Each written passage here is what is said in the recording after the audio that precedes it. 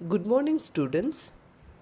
बच्चों, ज़रा सोचो, अगर आपके पास इंटरनेट नहीं है, मोबाइल फ़ोन नहीं है, व्हाट्सएप भी नहीं है, मतलब एक दूसरे के साथ कम्युनिकेट मतलब बातचीत करने के लिए आपके पास कोई माध्यम नहीं है और आपको अपने से दूर जो रहते हैं उनके साथ बातचीत करनी है, उनका हालचाल पूछना है या किसी ओकेशन पर उन्हें निमंत्रण देना है या किसी को धन्यवाद या बधाई देनी है, तो आप क्या करोगे?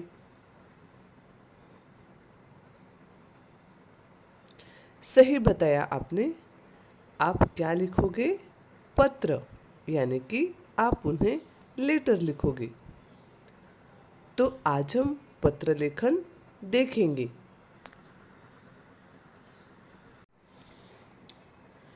तो बच्चों, पत्र लेखन में पत्र कैसे लिखा जाता है, यह मैं आज आपको बताऊंगी।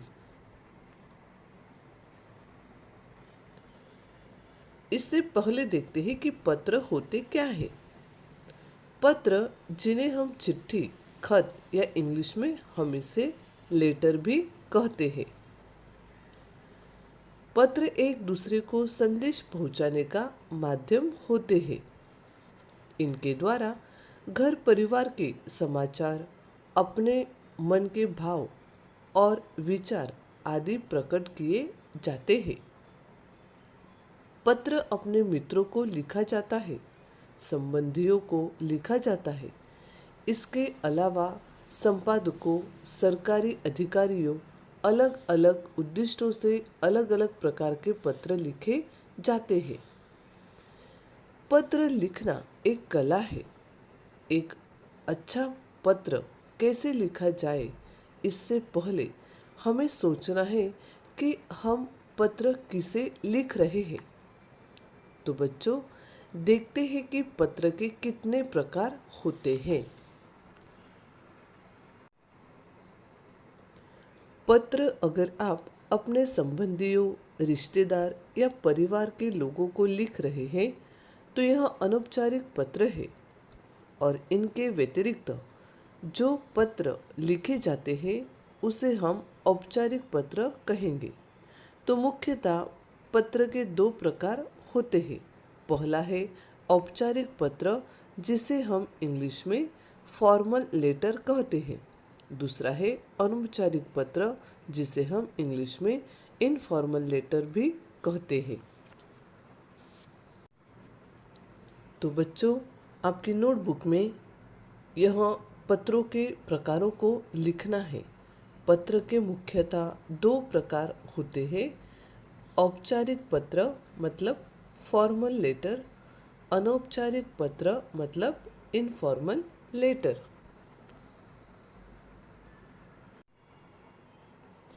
अब जब हम पत्र लिखते हैं तब वह पत्र अच्छा तो होना ही है। इसीलिए अच्छे पत्र की विशेषता क्या होनी चाहिए, यह मैं अभी आपको बताती हूँ। पत्र में अपनी भाषा जो है वो सरल और सभ्य होनी चाहिए। विचारों की स्पष्टता आवश्यक होनी चाहिए। मतलब जो हम पत्र में लिखेंगे वह पढ़ने वाले को समझ में आना चाहिए। पत्र का प्रारूप मतलब जो हम पत्र लिखते हैं उस पत्र को प्रारूप के अनुसार मतलब फॉर्मेट के अनुसार लिखना है। अगर हम उस प्रारूप के अनुसार मतलब फॉर्मेट के अनुसार अगर वह पत्र लिखते हैं तो वह पत्र बहुत ही प्रभावी हो जाता है। मतलब उसका जो प्रेजेंटेशन है वो बहुत ही अच्छा दिखता है। जिस पत्र में जितनी स्वाभाविकता होगी वे उतना ही पढ़ने वाले के ऊपर असर छोड़ सकेगी।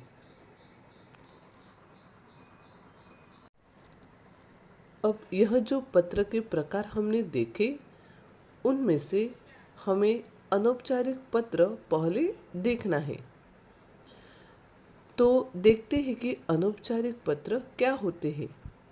जिन व्यक्तियों के साथ हमारे व्यक्तिगत या पारिवारिक संबंध होते हैं उन्हें लिखे जाने वाले पत्र अनौपचारिक पत्र कहते हैं। उदाहरण, अपने मित्र, माता पिता, दादा दादी, नाना नानी, छोटे या बड़े भाई बहन आदि को लिखे जाने वाले पत्र अनौपचारिक पत्र कहलाते हैं।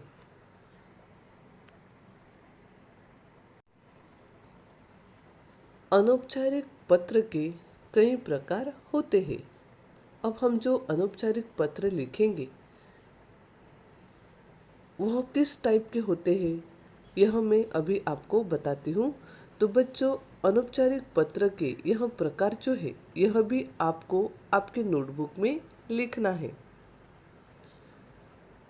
बधाई पत्र, धन्यवाद पत्र, शुभकामना पत्र, निमंत्रण पत्र, संवेदना पत्र, सूचना पत्र। मैं एक बार फिर से बताती हूँ। बधाई पत्र, धन्यवाद पत्र, शुभकामना पत्र, निमंत्रण पत्र, संवेदना पत्र, सूचना पत्र। अब बधाई पत्र में अगर आप किसी को बधाई या कॉन्ग्रेचुलेशंस के लिए पत्र लिख रहे हैं उसे हम बधाई पत्र कहेंगे। धन्यवाद पत्र, अगर आप किसी को धन्यवाद थैंक्स बोलना चाहते हैं इसीलिए जो हम पत्र लिखेंगे उसे हम धन्यवाद पत्र कहेंगे। शुभकामना पत्र, मतलब हम किसी को शुभकामना दे रहे हैं या ब्लेसिंग्स दे रहे हैं इसीलिए जो हम पत्र लिखेंगे उसे हम शुभकामना पत्र कहेंगे।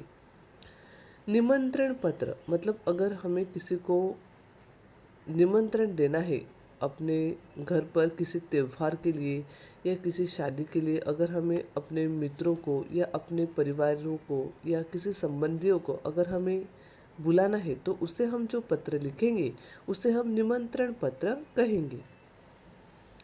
संवेदना पत्र, मतलब हम किसी को किसी की जानकारी या किसी के दुख या हालचाल के बारे में अगर हम पत्र लिखेंगे तो उसे हम संवेदना पत्र लिखेंगे। सूचना पत्र, मतलब हम किसी को कुछ सूचना या कुछ बात या कुछ सूचित करना चाहते हैं या कुछ सूचना देना चाहते हैं तो उसे हम सूचना पत्र कहते हैं।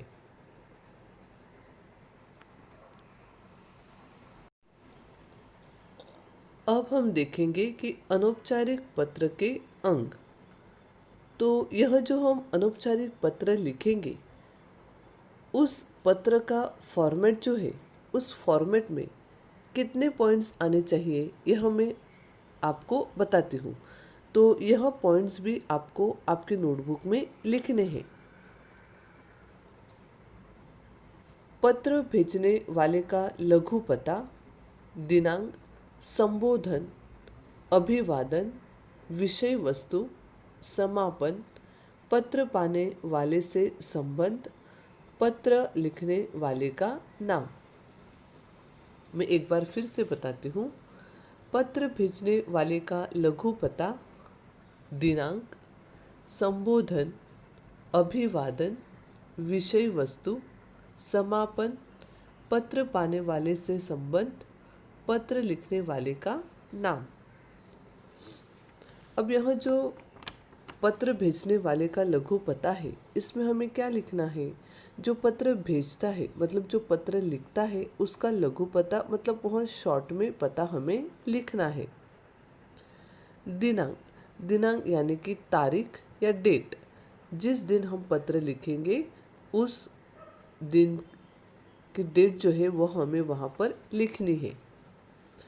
संबोधन, संबोधन में हम किसे पत्र लिख रहे हैं, उसका आपके साथ क्या रिश्ता है, क्या संबंध है, यह आप यहाँ पर लिखेंगे।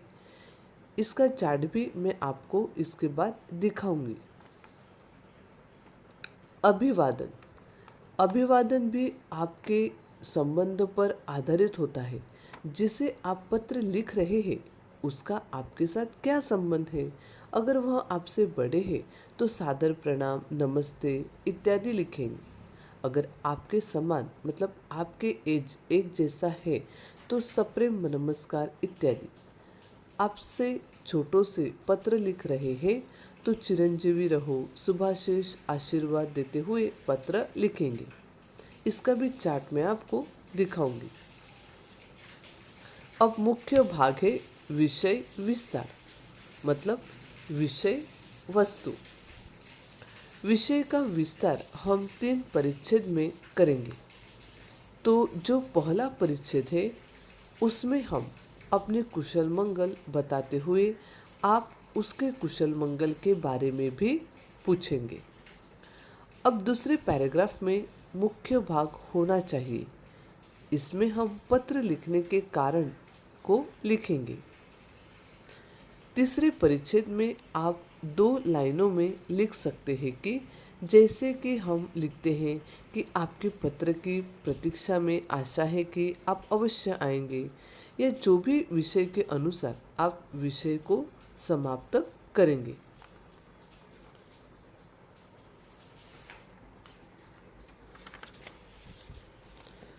अब समापन। पत्र पाने वाले से अपना संबंध बताते हुए लिखेंगे। पत्र पाने वाले से संबंध मतलब जिसे आप पत्र लिख रहे हैं वह आपका भतीजा है या मित्र है या चाचा मामा जो भी है। आपसे बड़ा है तो आपका आज्ञाकारी, तुम्हारी उम्र का है तो तुम्हारी सखी तुम्हारा मित्र, आपसे छोटा है तो आपका शुभकांक्षी। इस तरह से आप लिख सकते हैं। पत्र लिखने वाले का नाम। अब जब नाम लिखने की बारी आती है तो यहाँ पर अपना नाम नहीं लिखना है। मैं वापस बताती हूँ। अब जब एंड में हम जब पत्र लिखते हैं तब उस पत्र में जब नीचे हमें नाम लिखना रहता है तब वहाँ पर हमें अपना नाम नहीं लिखना है। अगर आपके क्वेश्चन पेपर में जो पत्र दिया गया है उसमें अगर कोई नाम दिया गया है कि आप आपके छोटे भाई रमेश को आप पत्र लिख रहे हैं तो आपका नाम दिया है कमलेश, तो आपको क्वेश्चन में जो नाम दिया रहता है वही लिखना होता है। या अगर क्वेश्चन पेपर में नाम नहीं दिया तो आपको अबक करके नाम लिखना है।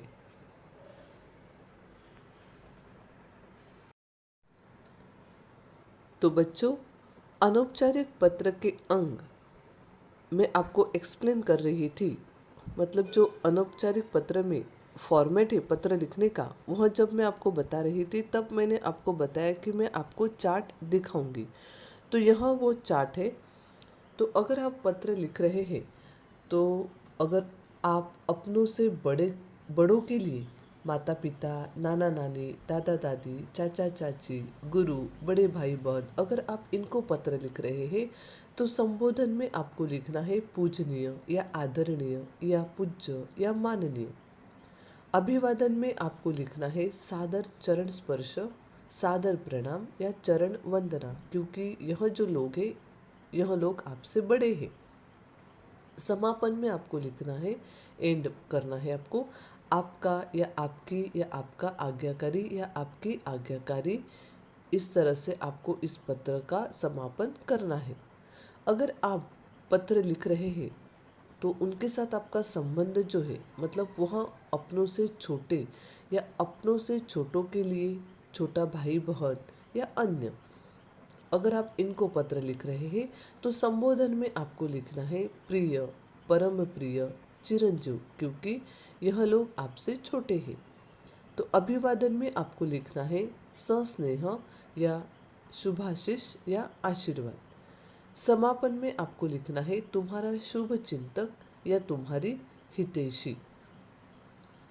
अगर आप पत्र अपने समवयीन या मित्र अथवा सहपाठी मतलब आपके एज अनुसार, मतलब आपके समान ही वह है, आपका एज और उनका एज भी एक जैसा है, तो अगर इनके साथ आपका ऐसा फ्रेंडशिप का संबंध है तो आप संबोधन में लिखना है प्रिय मित्र या सहेली, प्रिय सहेली। इस तरह से भी आप संबोधन में लिख सकते हैं। अभिवादन में आपको लिखना है सादर नमस्ते, सप्रेम नमस्कार। समापन में आपको लिखना है तुम्हारा मित्र या सहेली या तुम्हारा शुभकांक्षी। यह जो फॉर्मेट है यह भी फॉर्मेट आपको आपके नोटबुक में लिख कर लेना है, क्योंकि जब आप अनौपचारिक पत्र लिखोगे तब इस फॉर्मेट को आपको फॉलो करना है। अब जो पत्र मैं आपको बता रही हूँ इसे आपको आपके नोटबुक में लिखना है। प्रश्न है, अपने मित्र को पत्र लिखकर जन्मदिन पर बधाई दीजिए। अब यहाँ पर पता दिया है देवेंद्र अवस्थी, 22924 करोल बाग, नई दिल्ली। अब दिनांक है 25 अप्रैल 2020। प्रिय आनंद, सप्रेम नमस्ते। सर्वप्रथम जन्मदिन के अवसर पर तुम्हें मेरी ओर से ढेर सारी हार्दिक बधाई एवं मंगल कामनाएं। मेरी ईश्वर से यही प्रार्थना है कि जीवन में वह सब कुछ तुम्हें प्राप्त हो जिसकी तुम कामना करते हो। तुम्हारे माता पिता को मेरी ओर से सादर प्रणाम कहना और छोटी लता को ढेर सारा आशीर्वाद। पुनः एक बार तुम्हें जन्मदिन की शुभकामनाएं। तुम्हारे पत्र की प्रतीक्षा में तुम्हारा मित्र देवेंद्र। अब यहाँ पर आप देखेंगे कि किस तरह से जो पत्र लिख रहा है उसका पता लिखा है, दिनांक लिखा है, उसके बाद संबोधन लिखा है प्रिय आनंद, मतलब जिसे हम पत्र लिख रहे हैं उसका नाम। उसके बाद अभिवादन किया है, उसे सप्रेम नमस्ते कहा है क्योंकि वह उसका मित्र है। वह अपने मित्र को उसके बर्थडे के दिन बधाई उसको दे रहा है। उसके बाद नीचे है विषय वस्तु, मतलब विषय का विस्तार किया गया है। उसने किसके लिए उसे पत्र लिखा है? उसके जन्मदिन पर उसको बधाई देने के लिए पत्र लिखा है, तो यह कारण विषय वस्तु में आएगा। उसके बाद लिखा है समापन। समापन में क्या लिखना है हमें? मैंने आपको क्या एक्सप्लेन किया था, जो पत्र पाने वाले से अपना संबंध क्या होता है, तो वह आपका मित्र है। उसके बाद पत्र लिखने वाले का नाम। अब यहाँ पर हमें प्रश्न में नहीं दिया है तो हमें अपना काल्पनिक नाम भी हम यहाँ पर लिख सकते हैं। अब यहाँ पर मैं आपको एक दूसरा उदाहरण पत्र का दे रही हूँ। यह पत्र जो है यह आपके छोटे भाई को कुसंगति से बचने हेतु बड़े भाई बड़ी बहन की ओर से पत्र लिखना है। तो अगर आपका छोटा भाई जो है वह हॉस्टल में पढ़ता है या आप घर से कहाँ पर दूर रहते हैं, तो आपको आपके छोटे भाई को पत्र लिखना है। तो आप उनके बड़े भाई भी हो सकते हैं या आप उनकी बड़ी बहन भी हो सकते हैं। तो आप उन्हें कुसंगति, मतलब आपका जो छोटा भाई है वह कुसंगति मतलब गलत मित्रों के संगत में पड़ चुका है, तो उसे सतर्क रहने के लिए, उसको सावधान रहने के लिए आप उसे पत्र लिख रहे हैं। नवीन सक्सेना, 1224 वसंत विहार, कानपुर, दिनांक 25 जून 2020।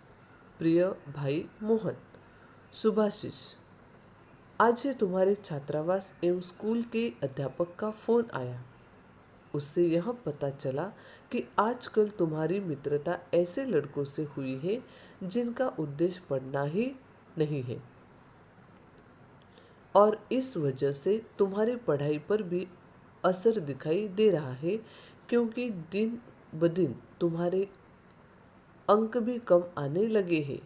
तुम्हारा बड़ा भाई होने के नाते मैं तुम्हें यही सलाह दूंगा कि जितनी जल्दी हो सके उन दोस्तों का साथ छोड़ दो। दोस्त बनाना गलत नहीं, लेकिन गलत दोस्तों की संगत से तुम्हें ही, मतलब तुम्हारे पर ही, तुम्हारा ही नुकसान होगा। माँ और पिताजी भी तुम्हें लेकर चिंतित हैं। आशा करता हूँ कि तुम मेरी सलाह पर जरूर विचार करोगे। दादा दादी और माँ पिताजी की ओर से तुम्हें ढेरों आशीर्वाद। तुम्हारे पत्र के जवाब में तुम्हारा शुभ चिंतक भाई नवीन। अब यह जो पत्र है, यह पत्र, दोनों पत्र आपको आपके नोटबुक में लिखने हैं। और भी पत्र के फॉर्मेट इसी तरह से मैं आपको अपने ग्रुप पर भेजने वाली हूँ। तो बच्चों, आशा है कि आपको यह पत्र लेखन अच्छे से समझ में आ गया होगा।